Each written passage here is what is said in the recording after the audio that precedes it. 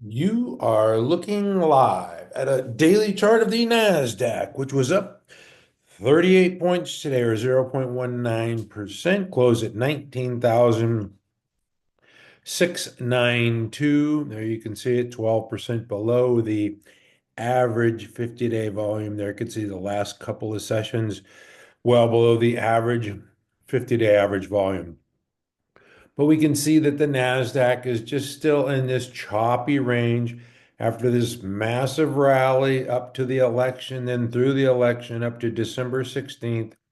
We had a 7% correction, but all it's really doing is it's just chopping around since December 16th high in this little choppy pattern. It goes up a couple days, down a couple days, and it's very frustrating. It tests our patience.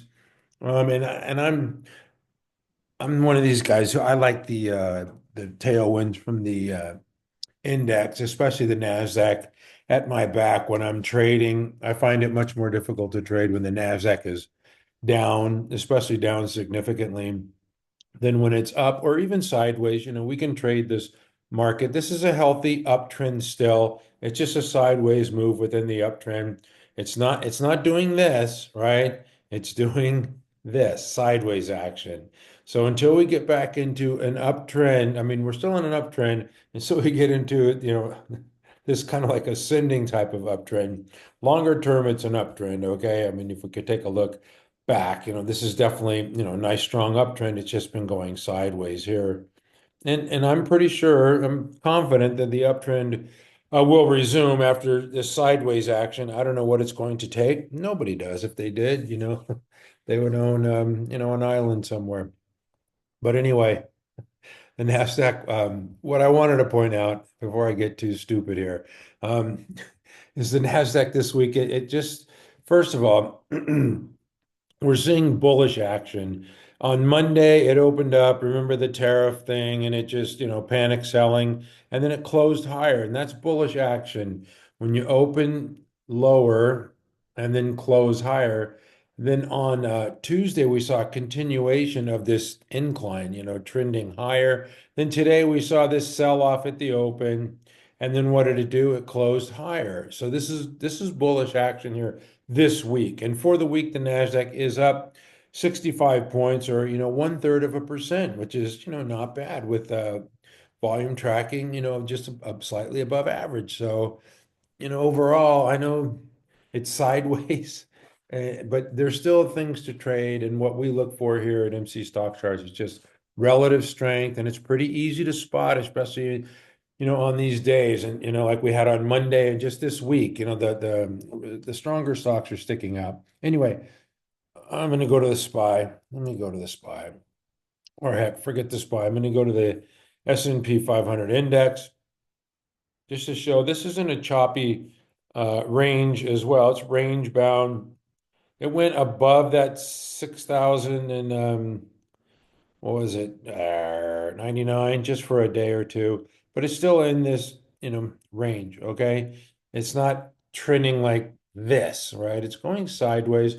There is some, opportunities when the market goes sideways. And, if you're frustrated, this is going to test your patience, but just hang in there. We're going to have a little easier environment here, I believe, going forward. You just got to look at it as a test. And do you have the discipline to, just kind of trade for a swing trader? You want to be in and out and just kind of trade quickly. You're going to take your profits quicker and not hang on, because you're going to if you do hold on, you might end up with something like the deep seek Monday, where some of the stocks got whacked. Anyway, the S&P, yeah, looking sideways, still trending in a longer term uptrend. IWM was the winner of the day, up more than 1%. Still, trying to get through the 50 here, but you can see consolidating within a base. IWM is, it's tough because the stronger stocks get kicked out of the index. And then the Dow Jones Industrial Average, this certainly looks like a cup with handle pattern to me. This is one of the stronger indexes, or the strongest index in 2025. Pulled back to the 21 and bounced. This is a Monday pullback and bounced the last couple of days. So this one as well, up 3/4% this week. And trying to take out this old high of 45,073. So the indexes look okay. I wouldn't say they're not in a bullish, strong uptrend, but they're not in a downtrend either. They're um, marking time, they're digesting gains, backing and filling, whatever you want to call it, consolidating gains. Um, and there's opportunities, and I'm going to get to those opportunities in a minute here. Uh, there's opportunities to trade in a sideways market. It's a little tougher, and I think you have to take profits quicker. But you can definitely succeed in a market like this. This is Google. They reported last night. I mentioned last night after the report, I thought they would come down to the 50, and it did. I thought it would kind of bounce a little more. The 50 today was 188.71, and it pulled back to a 188.03, and then bounce, close at 191. So, a $3 bounce, not bad. This is just too good of a stock, too good of a business, too good of a company to, see, and it's in all the indexes. So, I know it's not gonna it's not gonna get a haircut like some of those deep seek stocks like we saw last week, like VST, which went down 30% in a day. Google's not going to do that. All right, AMD reported as well. I'm just going to go through some of the earnings reports. AMD, the report I didn't think was that bad. It's just the data centers weren't up to estimates, but they're showing accelerating sales growth, 2, 9, 18, 24% sales growth. 3, 19, 31, 42% earnings growth. They're delivering about 30 billion in sales. Quite the haircut though. Yeah, at some point this stock will bottom, but that report wasn't as bad as people made it out to be, or as Wall Street certainly sold it off to the tune of 6% with volume. So this thing is definitely in timeout. But like I said, that report wasn't that bad. It's just, their data center numbers weren't up to snuff. Anyway, InPhase reported last night. Yeah, last night. And, this is one of those okey doke trickaroo things, where it was up big after hours. The session hits and it sold off 1.5%. That's why, after hours, you just can't put out too much credence into those numbers. Boston Scientific reported this morning, I think, a nice move. This is a steady Eddie type of stock, surfing its moving average since the breakout. So Boston Scientific looks really good. And then Novo Nordisk, another stock in timeout. They reported pretty good quarter, 22% growth, 21% earnings growth. That's nothing to sneeze at. This thing just got a massive haircut. I don't know what to tell you. What are they doing? About 50 billion in sales and yeah, 380 billion market cap. So it's still an expensive stock, but a lot of growth there. And I think at some point, this thing's going to bottom out around 80 bucks there. Anyway, all right, that's it for the earnings. I want to get through that. I want to point out a couple things like these broken charts that I showed earlier, VST and CEG. A lot of these ones that took big hits, they have not been able to, return to new highs here. Yeah, it undercut the 50 and rallied back through, recovered some of the losses and still holding up okay. Vert is another one. VRT had a nice day today, up 7%, but you could see a trade down to the 200 still below the moving averages. Same with the A-Lab. So these ones that took big hits, they're not they're not well, they're not recovering like you would hope, and they're certainly not making new highs. A-Lab reports on Monday, and we'll see what happens there. I have a feeling they're going to blow it out, but we'll have to wait and see. So I just wanted to point out some of the names that are in the power group that didn't sell off that are performing better. So this is a tell here on that Monday. I forget the day. What was it? The 23rd, 24th? So I don't know, Marty, come on. Wasn't the 27th, was it? No. Was it the Monday? Yeah, maybe it was. Okay, 27th. I'll have to go with that.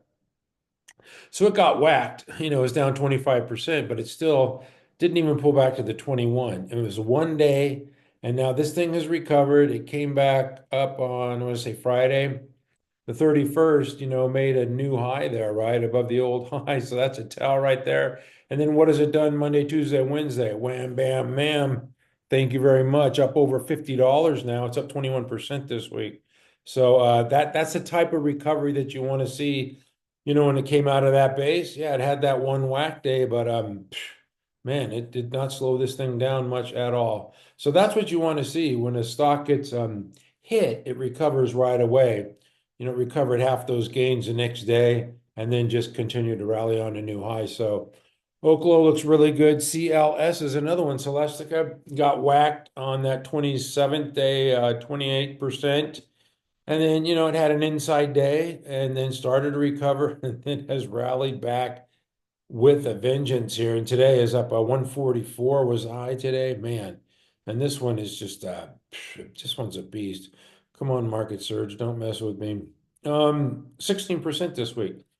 So just want to point out some strength, the relative strength. These things are not all dying. Some of them are hurt, wounded, broken stocks, broken charts, and some of them are recovering and performing well. Anyway, I'm going to move on because last night I mentioned Mattel reported and passing on their costs for their Barbie and Ken dolls.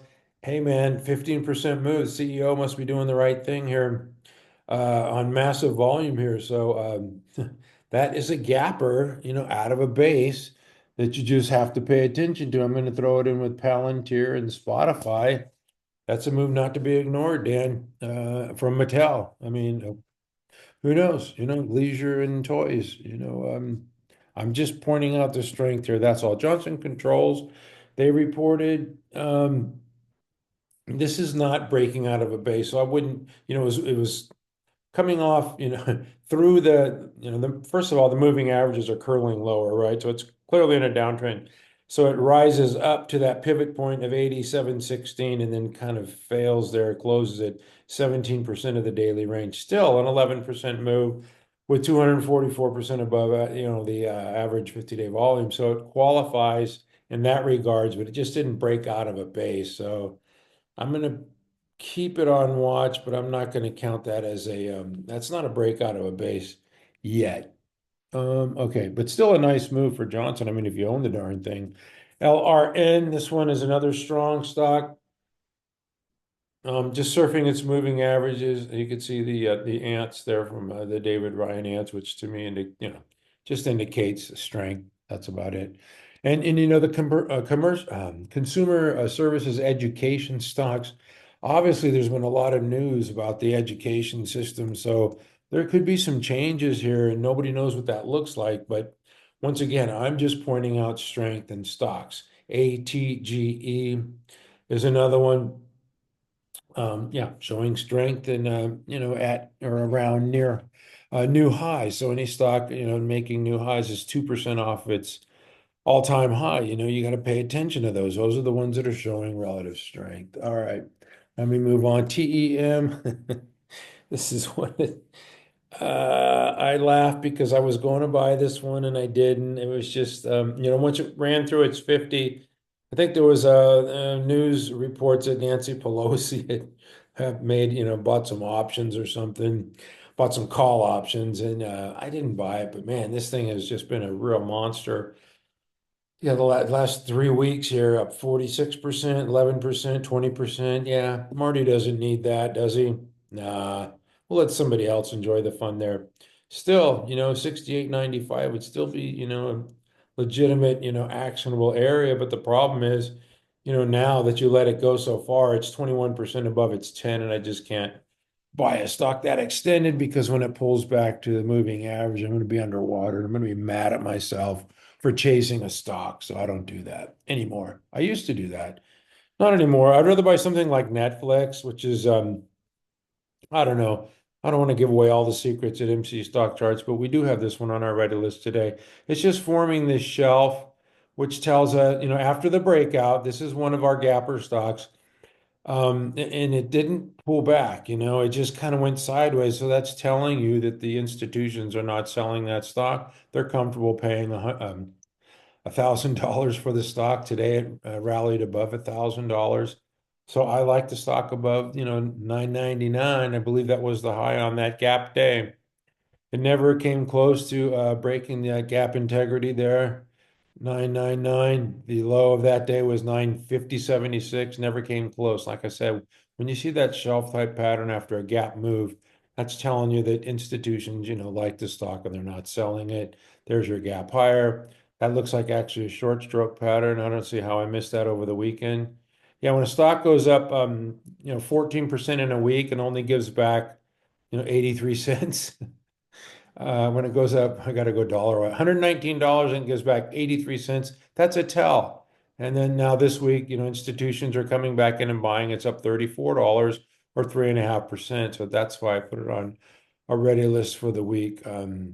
Yeah, anyway, Netflix looks damn good to me. And then Rambus reported earnings, I want to say Tuesday or Monday after the bell. I forget. I get so busy reading so much junk. But if you just look at this technically, it ran up straight from the bottom from 52, right? And it ran up, I don't know, mid 60s, then it pulled back to the 50, and then it had earnings and just rallied. So anytime, stocks go, straight up from the bottom through the pivot point there, call it 61, and then now that pulls back to the 50 and bounces, that's a strong move. That's something that I would be interested in buying there. What is it? 60.84, call it 61, close it at 67.75. You can see the earnings line heading due north.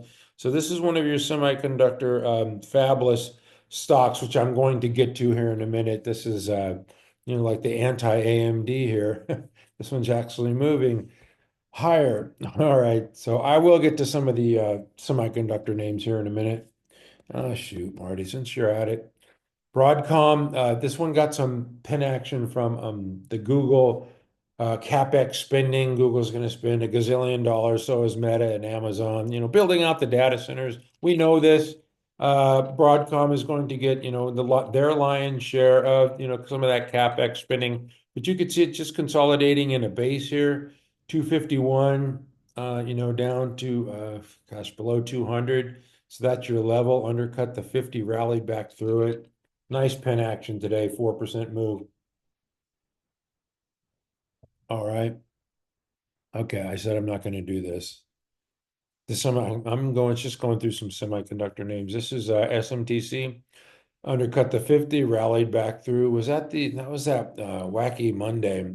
That deep stink day. That day really stunk. I got hit by it, but I've managed pretty good to recover some of my losses and not in those stocks. So I've done a pretty good job just recovering the losses. Anyway, I'm going to stop there. Sorry about that. I'm going to go to software because we're seeing a rotation here out of the Mag 7 stocks. When that DeepSeek news came, we saw a huge rotation out of one area and into another, and that area is software. And a lot of these software names are popping. Workday was up 6% today. I just wanted to show you this pattern here that I like. A cup with handle on a larger scale here, longer term, I should say, scale. The cup with handle is very pronounced there. A stage one base. Yeah, I like Workday. I don't have it on my ready list yet because I don't know why. Um, I'm trying to be conservative, not have too many stocks. But Workday is definitely in that software cohort, strong stock, great looking chart. So yeah, I like that one. SAP, this is another German software company. You can see it broke out of a base and just tracking higher with its 10 EMA and made a new high today. So that name, another software stock doing well, is Duolingo breaking out of a base today. Did I have this one on the ready list? No. And I don't know why. Oh, I know why, because of Spotify. It trades with Spotify. And if Spotify was to have a clunky number and sell off, I didn't, it's too much risk. So since that risk is off, I think it's okay. Spotify here had this big day yesterday. 13% and tacked on gains today and made a new high. I should go back to Duolingo and explain a little bit. Yeah, I don't have this one on the ready list yet. I don't know if I'm going to do it now. The closing range today was 24%, but it's 8% above this 10. So, if I don't know, you want to get it closer to the 10. You want to get it closer to that 378.48, call it 380. Let it come in $12. Maybe it'll do it in the next couple of days or just go sideways and allow that tend to catch up. But yeah, I'm not going to chase it now. So sometimes you just have to say, hey, I missed it. I saw it and it was in the back of my head. I had it written down along with about 70 other stocks, but I didn't include it. So I just missed it. So I'll keep it on that list of 70 names and just kind of watch it, but not actionable here. It's too risky for me. I don't want to get people hurt. So that's kind of my main thing. It's better to miss them than go ape in and then lose your shorts. This one to me looks really good. I know it's down today, big deal. What 56 cents, but it's making this little wedge pattern here as it pulls back on lighter volume, well below average volume here the last couple of sessions. Near the 10, yeah, that's what I like. I like that a lot because it meets the criteria of showing the ability to make big moves, consolidate, and then make bigger moves and then consolidate. And now it's making this little wedge pattern. And I wouldn't be surprised to see this one pop. The problem is it's got earnings on the 13th. So if you buy it now, you have to hold through earnings. Yeah, earnings will probably be good. The stock will probably pop, but you have to manage risk, at some point. And everybody has their own, risk tolerance. I don't have much tolerance for losses, but if you want to take a swing at that one ahead of earnings, that the chart looks fantastic for GoDaddy. And the last one I wanted, no, I have a couple more. CrowdStrike. This is one that I do own, and I had it on the ready list, I think, for a couple weeks. Gosh, let me see here, Marty. I don't know. I put so many stocks on. I think it broke above a downtrend line here. And we put it on at a lower price and then put it on again at the 389 pivot area. It pulled back on Monday to that 10, and the last couple of days have been up sharply, making new highs today. Look at that flat base pattern. Yeah, 389, 6 weeks consolidation. Moved last week. Uh, Gosh, like last 4 weeks here, huh? Moved last week 6%. This week it's up nearly 5%. So it's kind of just pushing away from its base. It's not making, violent radical moves higher. It's just kind of pushing away from the base. And now it's too extended for me to buy it here. It's pushing away from that buy area, 5.4% above the 10. So CrowdStrike, one that I like a lot, a lot, a lot, a lot, and doing well. Reddit, I like this one probably a little more. Reddit is doing what I thought Twitter would be when it had its IPO in December of 2012, but Jack just couldn't monetize Twitter. And Reddit has three times the user base. What do you call them? Subscribers or whatever. It has three times the subscriber base, and Elon bought Twitter for 44 billion. This thing has 39 billion market cap with three times the subscribers of X. Elon calls it X now. So to me, I don't know if you use that valuation, you could say Reddit's kind of cheap at 39 billion using those type of metrics. They're going to report earnings here on the 12th. This thing is just a monster. I don't know. It's acting like one of those 2020 stocks where every time it comes down just a little bit, it gets bought up. If you just look at a 5-minute chart from not, let's go further back. Yeah, you can see every time, it pulls back, it gets bought up, it pulls back, gets bought up, pulls back, just trades higher. Pulls back here, trades higher. It just wants to go higher. On every time frame, it just wants to trade higher. Um, Daily, weekly, just a monster stock, this one. Anyway, Reddit, CrowdStrike, DoorDash, GoDaddy, a lot of these are looking good. Anyway, okay, that's it for the software internet names. I'm going to go defensive, throw a little curveball at you, a little Tim Lincecum change up. There's a breakout from a base. This is Mercury Systems, an aerospace defense stock. This was an earnings gap higher out of a base. So that goes in with this week's earnings breakouts with Palantir and Spotify and Mattel and Mercury Systems. You can't ignore that. That's breaking out of a base with volume, 18.5%. My gosh, what else do you need to know? Even if you never heard of this stock, you just look at that move and say, Hey, that's a move I want to be a part of, right? Wish I owned that one, right? Before it made that move. Yeah, Mercury's got a 300% above average weekly volume already. It's only Wednesday. Just had to point that out. GE, I had this one on the ready list, I think last week. And some of my friends, some people that contact me on Twitter said they bought it and are happy. And they got it when it pulled back. And after the breakout, this one had another 6% move. Pull back. Yeah, it took out the lows from that day. I remember the indexes were kind of weak for a couple sessions. But then it rallied back up, near that 207 area, and it's just minding the 10. So the closer, you get this one to the 10, I think the better off you're going to be. Yeah, it was up 1% today. So GE's looking fine, and we can see this consolidation here. And this is the pattern with it. Consolidate, move higher. Consolidate, move higher. Consolidate. Now it's moving higher. So GE looks good to me. And another one, well, this is the last one that I have in the aerospace defense names, and that's a helmet. Broke out of a base here, pulled back to the 21. Kind of choppy like the indexes. The index has been pretty choppy, so it stands to reason that the stocks would be choppy. Looking for a breakout above that 129.10. Finding support at the moving averages. All right. I'm going to another one of my areas that I really like. A lot of people don't like biotech, but I like it. So there.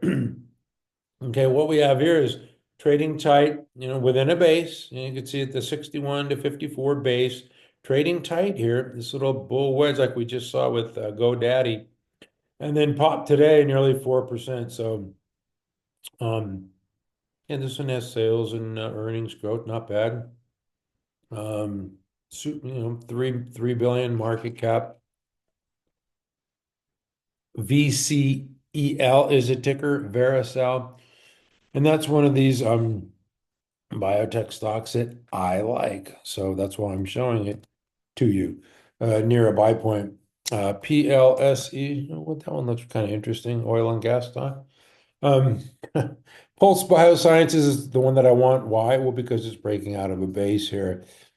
Little extended from, its moving averages, but man, breaking above that pivot area with volume here. So just pointing out the strength, like I said, I'm just pointing out some strength. Another one in the drug space is HIMSS. This one's gone. I missed this one too. I had this one on the red list. I thought it'd form a handle, but like I said, some stocks don't want to form a handle. This one doesn't.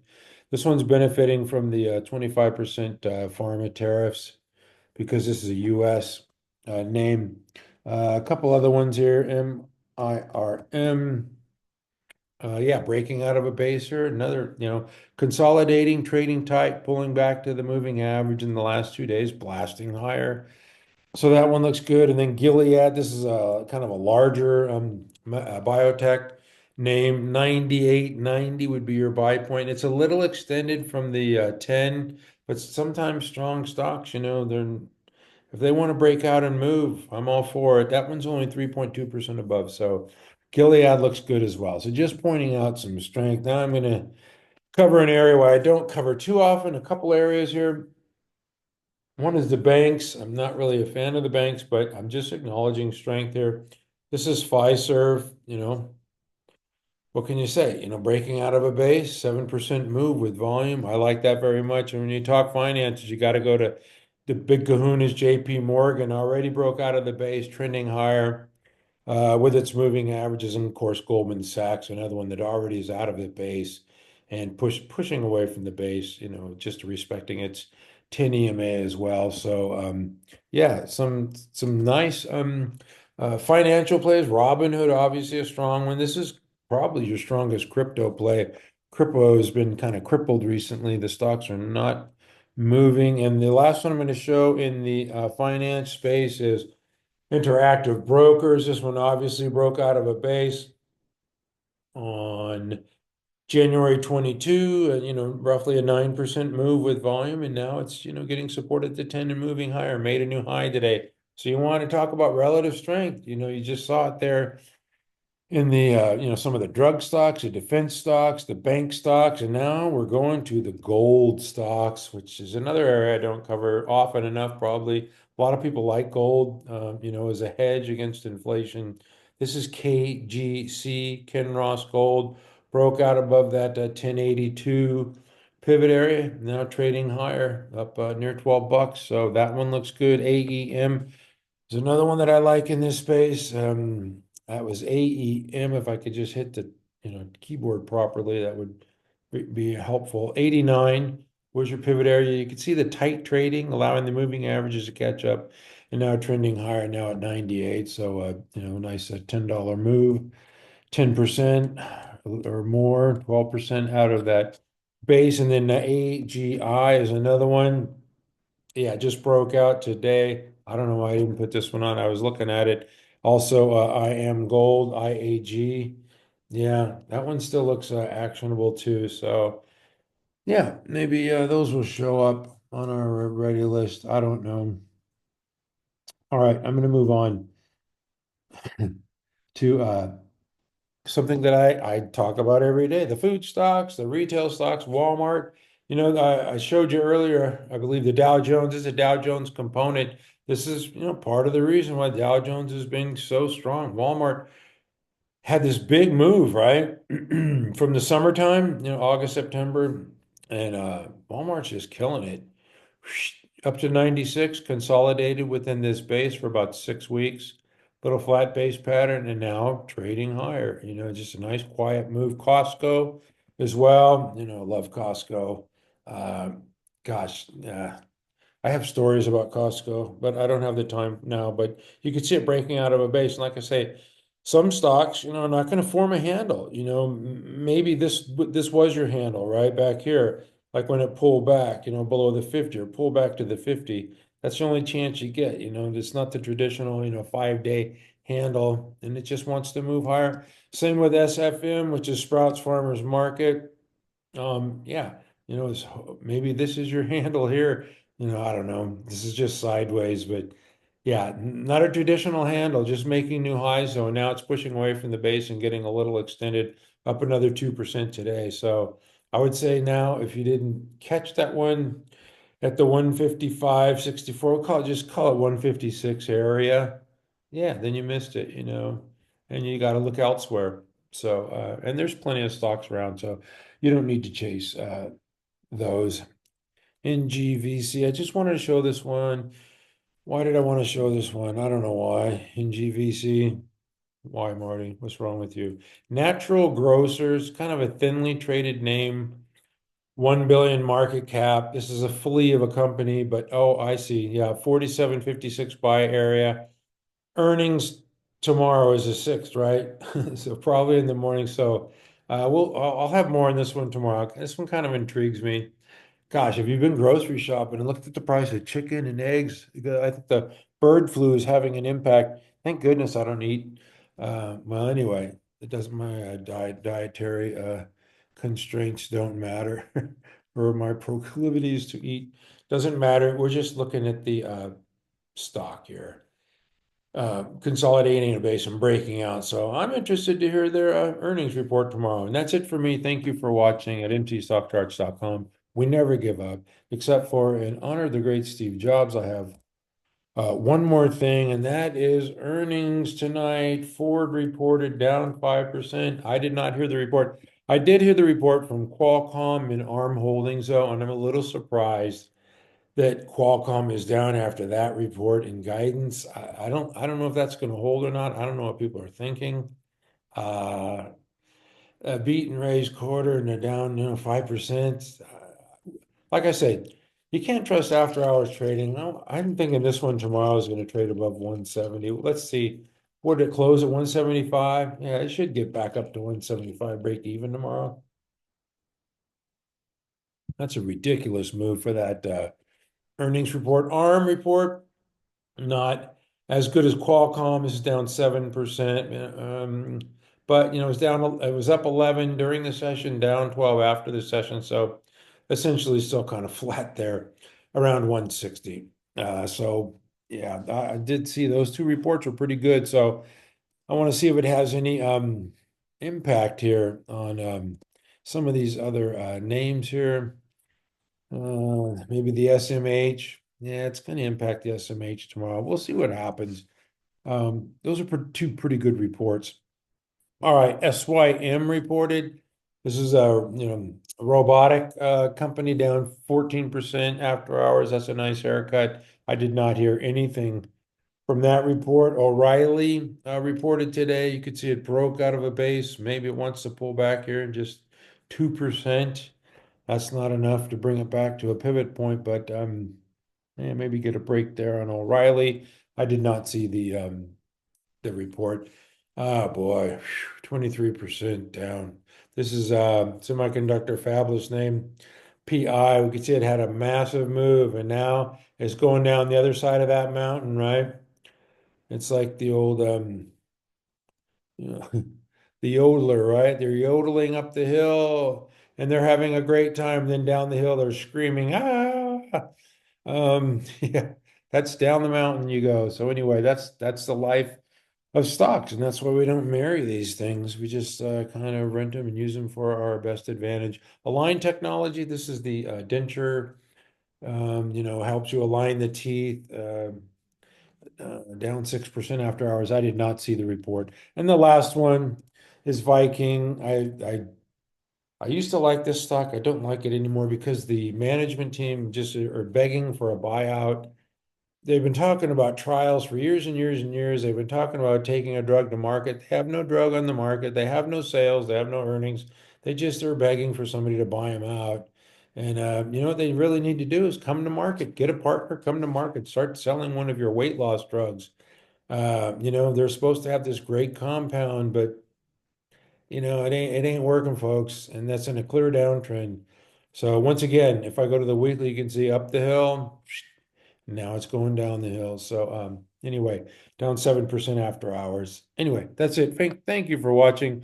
At mcstockcharts.com, we never give up. And pay attention to that ready list. Got a lot of stocks working for us. And have a good evening. Never give up.